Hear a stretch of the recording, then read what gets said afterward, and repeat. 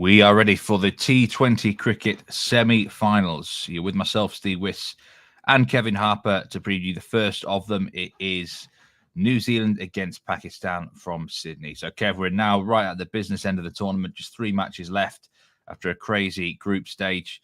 You must be pretty excited. Yeah, because we've got 4 good sides as well, haven't we? So we should get 2 good semi-finals. The weather's perfect. Absolutely no issues with regards to that. So, yeah, looking forward to a good conclusion to a tough tournament, but an enjoyable one nevertheless. Yeah, and we are at Sydney for the first match of the two. The second one is from Adelaide. So why not? We'll go and have a look at Google Earth. Tell us a bit about the ground here at Sydney. How's it been playing so far in this tournament, Kev? Yeah, this has been the highest scoring ground so far, hasn't it? New Zealand have put up 2 decent scores here and won on both occasions. This will be Pakistan's first match on this ground. I don't think that's necessarily going to hinder them too much. But yeah, high scoring ground, despite the England-Sri Lanka game being fairly low scoring here on Saturday. I think that was more to do with the fact that Sri Lanka just stalled in the last sort of 6 or 7 overs of their innings, and England didn't really need to go gun-ho, did they? So, yeah, that was the anomaly. It's been a pretty high-scoring ground. The characteristics of this place, it does take spin, doesn't it, Kev? Who's that going to favour the most?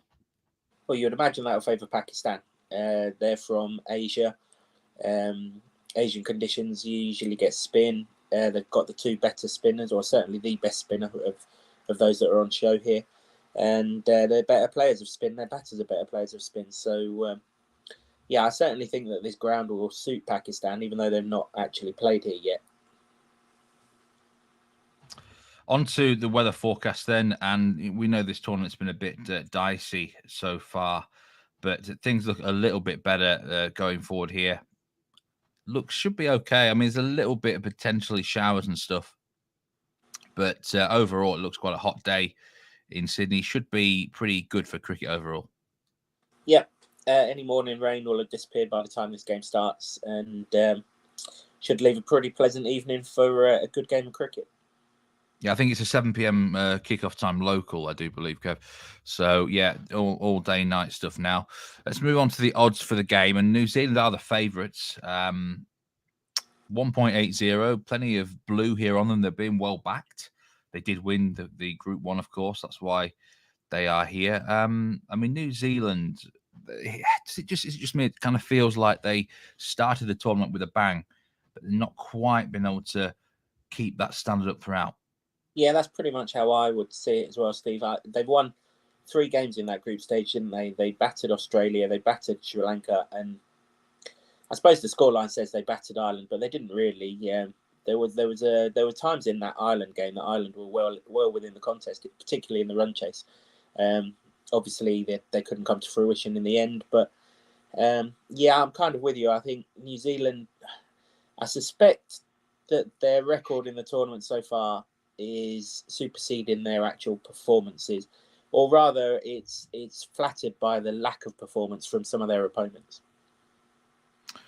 Pakistan, I mean, how on earth are they actually here? I mean, we can't believe they're here because that South Africa did the unbelievable and lost to Netherlands, of course. So Pakistan, these sort of things, I've seen them happen before. You know, teams have gone on to win from such positions. Yeah, that they're actually the underdogs here, and that probably suits Pakistan. No real expectations on their shoulder. Are they now just going to almost have a free hit in this tournament, Kev? You would imagine so, wouldn't you? I mean, you could forgive them for thinking their name was on the trophy. You know, they've been out a bit, funnily enough, they've been out by playing better cricket than what New Zealand have, even though they've sailed through in this tournament. So it's kind of a weird situation, really. The good thing on Pakistan's side, obviously the good thing is that they're still here. Otherwise, they wouldn't be playing in a semi-final. But the other good thing was once South Africa had lost to the Netherlands, it wasn't a case of, Pakistan are now through. Pakistan had to then effectively win a quarter-final against Bangladesh on Sunday. Had they have lost that game, they'd still have been out. So they've played knockout cricket already. You could argue they've been playing knockout cricket ever since they lost to Zimbabwe. But they officially played knockout cricket on Sunday, whereas New Zealand haven't really done that. Even if they'd lost that last game of theirs, there was still every chance of their net run rate and everything else could get them over the line, or Sri Lanka could have beaten England and got them over the line and everything else. So, but whereas Pakistan knew their game against Bangladesh was win or bust, much like this one is. What are the strengths of this Pakistan team? Because I've seen a few people suggesting that they are, on paper, pound for pound, a better outfit than New Zealand. Yeah, I see it that way too, Steve. The strength of their side is their bowlers, very much their bowlers. But they've still got the two best T20 batsmen in the world. They haven't fired yet, but I think it was Matthew Hayden who said, "After the rain comes the storm," and they've had their sort of slow times. And I'm a big believer, and I've said this right through these podcasts. Class acts prevail when they really needed to. And Rizwan and Azam, there are no better class acts in this format of the game. Whichever way you want to judge it, they're fantastic. But their bowlers in particular, I mean, their seamers particularly. Shaheen Afridi, when he's fit and fully firing, probably got to be the best all-format bowler in the world. Haris Rauf, really good. Mohammad Wasim, been an absolute revelation in this tournament. And Nazim Shah, probably the quickest of the lot and goes unnoticed. So, fantastic. Two really good spinners as well. So they've got so many bowling options. And their batting, their middle order was their weakness, but it's actually been their strength in this tournament. If it's not called upon because the openers do the job, Pakistan are a dangerous, dangerous side in this game. Let's go on to some match bets then. And after all that big build-up with Pakistan praising them and all sorts, it will come as no surprise that you fancy them outright on the nose here to take the win at 2.1. Let's now speak about this from a betting perspective, a value perspective. The odds just seem the wrong way around slightly. At very worst, it should be a pick'em, shouldn't it? 1.9 apiece. Yeah, I mean, if you're backing Pakistan here, you're backing the better team. For my money, you're backing the better team at odds against. If you see this game as a 50-50, which many do, then you're getting an even money chance, 50-50, 11-10. So you're getting a bit of value there. And but everything about Pakistan I like here, Steve. If you go back to before this tournament started, I've referenced that T20 series that New Zealand, Bangladesh and Pakistan played.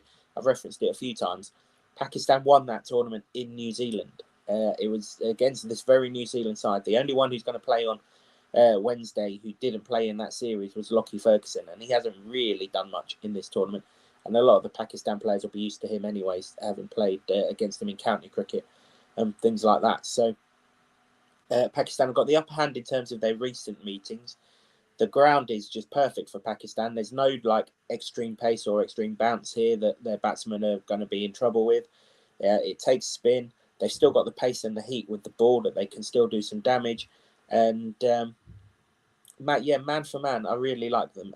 I've said a few times previously that for my money, New Zealand are a batter short. Jimmy Neesham coming in at 6.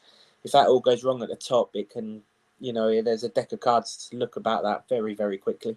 Speaking of New Zealand at the top, if Finn Allen doesn't come off, they get stuck very, very quickly. And Finn Allen's going up against some of the best new ball bowlers you'll see in this match. So there's no guarantees that he's going to get away freely. New Zealand have got a decent bowling attack. But their two spinners went the distance in that tournament that I referenced a minute ago. And they've been the kind of key, haven't they, in this tournament? Santner and Sodhi. And, Pakistan got a couple of left-handers who I'm sure they'll save for them. And if they come good against them, then, look out. I really think Pakistan are the team to be on in this game, Steve, particularly when you add in that fact that they're probably free-rolling because they didn't expect to be here. Yeah, Pakistan to win at 2.10 there for a 3-unit play. Got to say, I do quite fancy them here myself. Talking of spin, we're going into a performance market now. Shadab Khan, performance over 29.5 at Bet365 for another 3 units here. As a reminder for those who don't play performance markets, or it's the first time you're hearing about it, 1 point for a run, 10 points for a catch, 20 for a wicket, 25 for a stump, and you like him to cover over 29.5. Yeah, I think if you're giving out awards for team's best players of the tournament, Shadab Khan would get the Pakistan nod. That's not to say that the others haven't been great, but he's delivered with the bat when they've needed him to. He's delivered him with the ball, and he's a damn good fielder as well. He's very much the Pakistan Wanindu Hasaranga, Steve. If anything, he's probably a slightly better batter than Hasaranga, and he's probably a better fielder than Hasaranga as well. Maybe doesn't quite have the skills with the ball that Hasaranga does, but he's still perfectly good. I've mentioned right through this tournament how New Zealand don't play spin particularly well.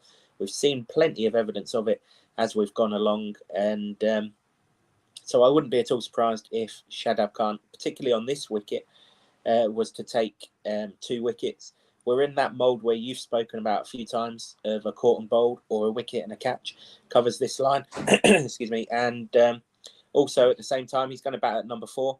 So, or 5 if they mess around with their batsman just to make sure a left-hander's in against the spin. He's going to bat somewhere in the top 5 or 6. And runs are available for him there as well, aren't they? This just needs an average Shadab Khan performance to get this line covered, but a good performance in either bat or ball, and he's the vice captain of this side, so he's an important member of it. Will cover it. I think he'll come to the party in this game. You are going with a bet in the man of the match market as well. 16-1 shot here on Mohammad Nawaz. Coral, several other bookmakers offering the same price. Nawaz, then, I mean, this market is decided by public vote, of course. Don't know if there's any other influence involved, but basically, you're looking for someone who's, clearly the dominant player in the match, or someone who is just producing an eye-catching performance, and you think he's capable. There's a lot of scenarios around this one, Steve. If you think back to the first game of this tournament, Mohammad Nawaz was given the last over of the innings against India. Now he completely fucked it up, but he was entrusted with that sort of position to bowl the last over, even as a spinner. Now it might be that New Zealand go searching for wickets with their seamers and they leave him behind. It might be that he doesn't even bowl at all, actually, in fairness. However, what he is he's a left-hander, and he's a mighty good player of spin, and he's a mighty big hitter of spin. Now, both New Zealand spinners turn the ball into the pads of the left-hander. So you've got Santner, who's a left-arm orthodox, spins it into the pads of the left-hander, and you've got Ish Sodhi, who's a leg spinner, spins it into the pads of the left-hander. So what that means is that the left-hander, and there's only 2 of them in this side, Shan Masood is the other one. He's more likely to bat further up the order, potentially when the seamers are in. So what that means is that batsmen are hitted with the momentum of the way that the cricket ball's spinning. Therefore, it's naturally going to go further than if you hit the other way against it, where you've got to absolutely time it like a treat to hit it as far as you want to hit it. So, it's a natural thing for a left-hander to hit these 2 New Zealand spinners further than what right-handers can. That's not to say right-handers can't hit them. They just won't be able to do it as freely and as easily. When you throw in the fact that he'll also bowl spin as well if he bowls, and he hasn't bowled much in this tournament, has to be said, because the Pakistan seamers have gone so well. But on this pitch in Sydney, I think he'll bowl a bit more than what we've seen at sort of where Pakistan have played previously at Adelaide, where they're short boundary square, at Perth, where you don't bother bowling spin anyway. Here you do. So I can see him having an impact with the ball, whether that's with that last over or not. Definitely an impact with the bat. And if he does something fancy in the field as well, then happy days. Mohammad Nawaz, man of the match, 16-1 at Coral for a unit. We will, as always, have a look at the top batsman market. And I'll start us off with New Zealand. And for me, I nearly had this as a pick, actually. But I think Glenn Phillips is just looking head and shoulders the best batsman for New Zealand right now. 4-1. I'm really surprised that there's a couple short of him, to be honest with you. I think this guy, I just don't think you can look beyond him. I don't know why you do this to me, Steve, because every time I pick one out, they're top scorer, and we've not backed him, have we? I agree with what you say. He is the standout player in this New Zealand side so far, isn't he? And funnily enough, his 2 big innings, or one of his 2 big innings, came against Sri Lanka on this very ground, didn't it? So, the dimensions of the ground and everything else are good. The only thing is, if the top 3 fail to the Pakistan seamers, he could be coming in against someone pretty tasty with a bit of pace about him, and that would be my only concern. I mean, the other reason for liking Phillips is there ain't a great deal to come after him. There's Daryl Mitchell, who hasn't really set the world alight, and there's Jimmy Neesham, who, for all intents and purposes, he's just a clubber, isn't he? So, Yeah, I would agree with you there, Steve. I think Phillips would be the one to be on, but I would gladly see him get a duck because he is one of very few dangers to Surya Kumar Yadav in the run market in this tournament. Yeah, and the Pakistan top batsman market, it feels a lot more open because, let's face it, the openers, excuse me, have not been performing, especially Babar Azam. Is this finally the game that he delivers and, big players step up for big matches?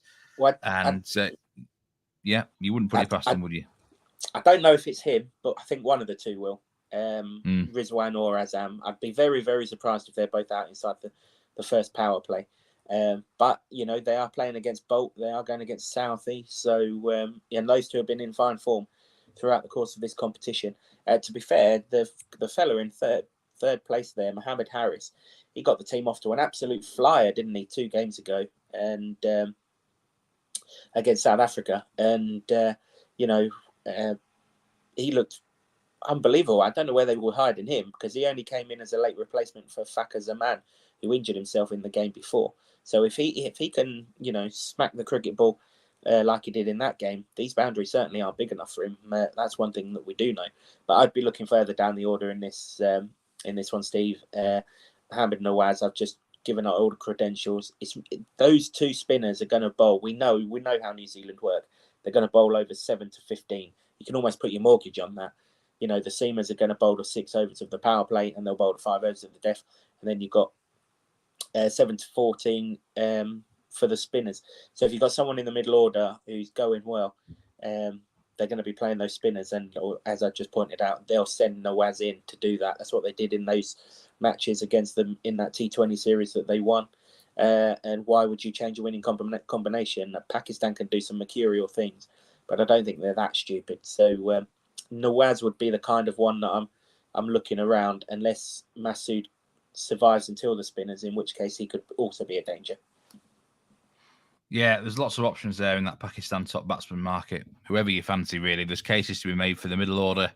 There's cases to be made for the openers as well, of course, due to their high-class credentials. So, final recap for the game then. 3 bets for it. Pakistan to win at 2.10 for 3 units at Betfair. Shadab Khan performance over 29.5. I do love a 29.5 line, I must say, at Bet365 for 3 units. And Mohammed Nawaz, man of the match, 16 to 1 at Coral. Let's hope we get a great contest. From our perspective, let's hope Pakistan win. And is it on? Is the India-Pakistan final on, Kev? Forget the India-Pakistan final, Steve. Come on, England. No, you're right. It could be. It very much could be. This tournament started with India against Pakistan, and it was the game of the tournament. I mean, if it finishes with India-Pakistan, my word. It would be big, wouldn't it? Okay, thank you very much for your excellent previewing of the match, Kevin. Best of luck with those picks. We'll be back for the second semi-final preview tomorrow, England against India from Adelaide. But until then, take care and goodbye.